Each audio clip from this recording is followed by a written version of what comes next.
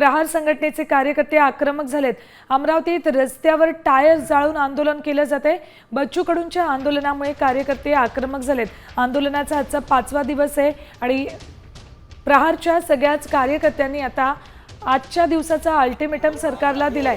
जर आज मागण्या मान्य झाल्या नाही तर आंदोलन तीव्र करू असा इशारा दिला असतानाच आजच आता रस्त्यावर अशा पद्धतीने टायर पेटवून आंदोलन केले जाते।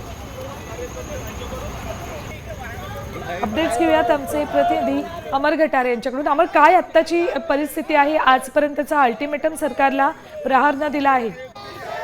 एकूण बघितलं बच्चू कडू यांचा अनेक आंदोलनाचा आजचा 5वा दिवस आहे आणि जर सरकारने आमची दखल घेतली नाही तर आम्ही तीव्र आंदोलन करू असा इशारा प्रहारच्या कार्यकर्त्यांनी काल दिला होता। आणि आज जर बघितलं तर आता अमरावती नागपूर राष्ट्रीय महामार्गावर जे आहे संपूर्ण टायर जाळून त्यांनी चक्काजाम आंदोलन सुरू केलेलं आहे। आता त्या रोड बघितलं ठिय्या आंदोलन सुद्धा सुरू झालेलं आहे।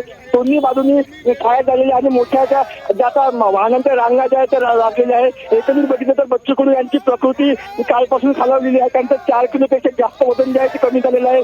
बीपी आणि शुगरचा त्रास सुद्धा त्यांना सुरू झाला। त्यामुळे प्रहारचे कार्यकर्ते संपूर्ण राज्यभरात आक्रमक झाले। काल विविध ठिकाणी त्यांनी आंदोलन केलं आणि आज सकाळी बच्चू कडूंचे प्रहारचे कार्यकर्ते सोबत शेतकरी सुद्धा आता रस्त्यावर उतरलेले आहे।